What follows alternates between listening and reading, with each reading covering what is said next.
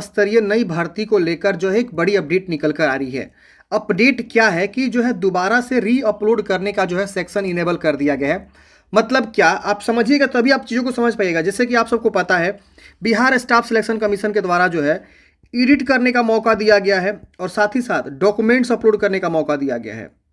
तो डॉक्यूमेंट्स में बहुत सारे लोग ऐसे हैं जिन्होंने क्या किया कि सही से डॉक्यूमेंट्स नहीं अपलोड कर पाए हैं, क्योंकि लास्ट डेट पे वो जो है यहाँ पे अपलोड कर रहे थे और सर्वर एरर हो रहा था बार बार, तो वो बहुत सारे डॉक्यूमेंट्स को जो है अपलोड नहीं कर पाए थे। तो इसको लेकर अपडेट है। साथ ही साथ डॉक्यूमेंट्स एडिट एंड अपलोड का जो है यहाँ डेट को भी बढ़ा दिया गया है। तो चीज़ों को पहले हम समझेंगे और ये भी हम बताएंगे क्या जिन्होंने पहले से डॉक्यूमेंट्स एडिट कर दिया है, अपलोड कर दिया है, क्या उनको दोबारा से अपलोड करना होगा कि नहीं करना होगा और किस प्रकार से ऑप्शंस आएंगे अगर आप लॉगिन करके देखना चाहते हैं।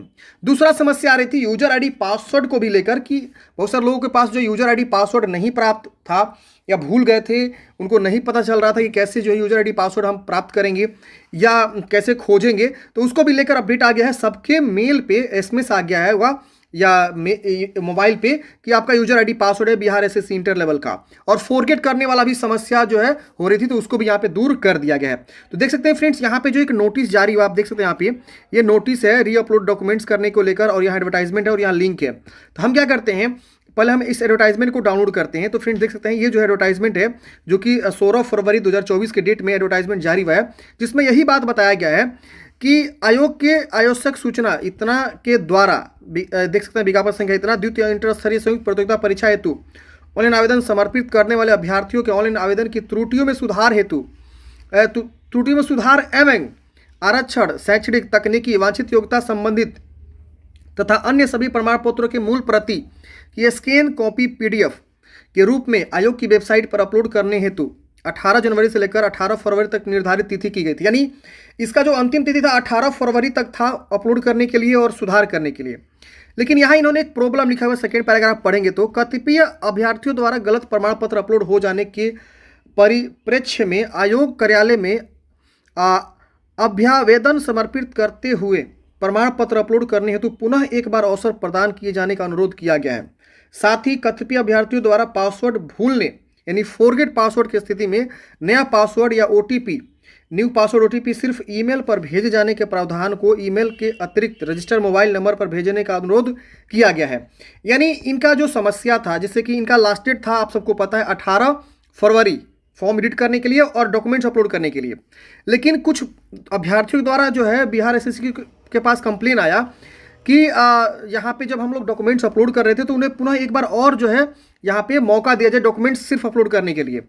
और बहुत सारे ऐसे कैंडिडेट्स हैं जिन्होंने जो है पासवर्ड भूल गए थे, ओटीपी समस्या आ रही थी, नया पासवर्ड बनाने में समस्या आ रही थी, तो उसको भी लेकर उनसे अनुरोध किया गया बिहार एसएससी के द्वारा, और बिहार एसएससी को अनुरोध किया गया स्टूडेंट के द्वारा कि हमें जो है ईमेल पर पासवर्ड भेजने के लिए अतिरिक्त जो रजिस्टर मोबाइल में भेजने का अनुरोध किया गया है। तो इसी प्रॉब्लम को देखते हुए बिहार एसएससी ने क्या किया हुआ, अभ्यर्थियों से अनुरोध एवं व्यापक हित इंटर स्तरीय संयुक्त प्रतियोगिता परीक्षा के संबंध में अभ्यर्थियों को पासवर्ड अभ्यर्थी के रजिस्टर ईमेल के अतिरिक्त रजिस्टर मोबाइल नंबर पर भी उपलब्ध करा दिया गया है। यानी सबके जो है ईमेल मोबाइल पे जो है दोबारा से इनके द्वारा जो है रजिस्टर आईडी और पासवर्ड जो भेज दिया गया है। अभ्यर्थी उक्त दोनों ईमेल मोबाइल नंबर में से किसी एक के माध्यम से पासवर्ड भूलने की स्थिति में नया पासवर्ड प्राप्त कर सकते हैं। साथ ही प्रमाण पत्र अपलोड करने के पुनः अंतिम अवसर दिया जाता है। यानी फिर से जो है यहाँ पे अंतिम तिथि को बढ़ाया गया है। अब जो है 18 फरवरी के स्थान पर 18 मार्च 2024 तक, यानी त्रुटियों में सुधार एवं प्रमाण पत्रों को अपलोड करने की अंतिम तिथि 18 मार्च तक कर दिया गया है। यानी पूरे 1 महीने और आपको समय यहाँ पे दे दिया गया है ताकि आप डॉक्यूमेंट्स को अपलोड करें, कुछ भी सुधार करना सुधार करें। यहाँ आप समझ गए।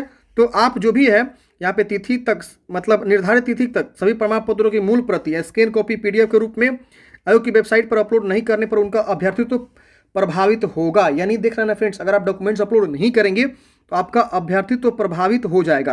यानी हो सकता है कि आपका जो है ये लोग रिजेक्ट भी कर दिए। अब यहाँ लिखा हुआ है अभ्यर्थियों के ऑनलाइन आवेदन की त्रुटियों में सुधार एवं आरक्षण, शैक्षणिक, तकनीकी, वांछित योग्यता संबंधित अन्य सभी प्रमाण पत्रों की मूल प्रति स्कैन पीडीएफ आयोग की वेबसाइट पर अपलोड करने के प्रावधान को मूल विज्ञापन का हिस्सा समझा जाए, तदनुसार उन्हें मूल विज्ञापन की अंतिम कणिका के रूप में जोड़ा जाता है। अभ्यर्थी अद्यतन सूचना हेतु आयोग की वेबसाइट इतना पर अवलोकन करते रहेंगे। तो ये फ्रेंड जो है अपडेट है। अब आप लोग बोलिएगा कि जिन्होंने ऑलरेडी डॉक्यूमेंट्स अपलोड करके फॉर्म सबमिट कर दिया है तो उनको लॉगिन करने पे क्या हमें दोबारा एडिट करने का मौका मिलेगा? तो नो, जी हाँ दोस्तों, नहीं मिलेगा। सिर्फ आप डॉक्यूमेंट्स अपलोड कर सकते हैं। अगर मान लीजिए 18 जनवरी से आप सबको पता है चल रहा है एडिट का और डॉक्यूमेंट्स अपलोड का। 18 फरवरी लास्ट डेट था फॉर्म अपलोड करने के लिए और लॉगिन करके एडिट करने के लिए या डॉक्यूमेंट्स अपलोड करने के लिए, दोनों एक साथ आप कर रहे थे। तो जो कैंडिडेट्स इस पीरियड में कर चुका है वो अगर दोबारा लॉगिन करता है ना, तो उनका कुछ इस प्रकार से ऑप्शन खुल के आएगा। मैं दिखाना चाहूँगा, यहाँ पे देखिए इस प्रकार से ऑप्शन खुल के आएगा, देखेंगे तो यहाँ पे उनका जो है ना सिर्फ ये आएगा कि आपने जो ऑलरेडी मतलब अपलोड कर दिया डॉक्यूमेंट्स, आप एडिट नहीं कर पाएंगे। सिर्फ आपको जो है यहाँ पे री अपलोड सर्टिफिकेट का ऑप्शन आएगा। अगर आप इस पर क्लिक करेंगे ना तो यहाँ पे क्या खुल जाएगा कि री अपलोड करिए अपना सर्टिफिकेट। अगर आप कुछ गलती अपलोड कर दिया, आपको याद है कि हाँ मैंने कुछ गलती अपलोड कर दिया था, मेरा ये डॉक्यूमेंट्स अपलोड नहीं हो रहा था लास्ट डेट पे, तो आप लॉगिन करेंगे तो आपको जो है ना यहाँ पे क्लिक करके जो है दोबारा री अपलोड कर सकते हैं। लेकिन अगर आपको लग रहा है कि नहीं कुछ भी गलती नहीं है तो आप लॉगिन मत करिए। और अगर आपको लग रहा है कि मैंने सारी चीज़ सही से अपलोड किया था तो कोई दिक्कत नहीं है, आप लॉगिन मत करिए, आपको यहाँ पे कुछ भी करने की आवश्यकता नहीं है। तो जो कैंडिडेट्स ऑलरेडी डॉक्यूमेंट्स अपलोड कर दिए थे, एडिट कर दिए थे और उनको सब चीज़ सही लग रहा था, तो उनको दोबारा यहाँ पे करने की आवश्यकता नहीं है। उनके लिए है जो कैंडिडेट्स यहाँ पे गलत डॉक्यूमेंट्स अपलोड कर दिए थे या कुछ ना कुछ गड़बड़ कर दिए थे, तो वो यहाँ पे क्लिक करके लॉगिन करके री अपलोड कर सकते हैं सर्टिफिकेट को। सबको नहीं करना है, ध्यान दीजिए, जो ऑलरेडी गलती की है उनको यहाँ पे करना है। अब मान लीजिए आप बहुत पहले जो है एडिट किए थे और अभी भी आपको लग रहा है कि मुझे कोई ना कोई मिस्टेक हो गया, तो आप दोबारा लॉगिन करेंगे ना तो एडिट करने का ऑप्शन यहाँ पे आप नहीं मिलेगा। जो नए कैंडिडेट्स हैं उन्हीं को सिर्फ और सिर्फ यहाँ पे मौका मिलेगा। मतलब ये कि अभी तक उन्होंने जो है 18 जनवरी से लेकर 18 फरवरी के बीच कभी भी यहाँ पे जो है एडिट नहीं किया हो लॉगिन करके, वो लॉगिन करेंगे तो उनका पूरा फुल प्रोसेस मिलेगा एडिट करने का भी और चीज़ों को बदलने के लिए भी, और दोबारा उनको जो है अपलोड करने का भी सेक्शन यहाँ पे मिलेगा। अब तो ये 18 मार्च हो गया है, तो आप 18 मार्च तक जो है एडिट कर सकते हैं, कोई दिक्कत यहाँ पे नहीं होने वाला है। तो ये एडिट का जो है प्रोसेस था फ्रेंड्स, और मैंने ऑलरेडी जो है कई सारे वीडियो बनाए हुए हैं कि कैसे आपको लॉगिन करके कुछ भी सुधार करना हो, एडिट करना हो, डॉक्यूमेंट्स क्या क्या अपलोड करना है, उसका लास्ट डेट क्या है अपलोड करने का और कब तक का आपका डॉक्यूमेंट्स बना होना चाहिए, वो सब हमने ऑलरेडी जो है प्रॉपर वीडियो में बनाया हुआ है।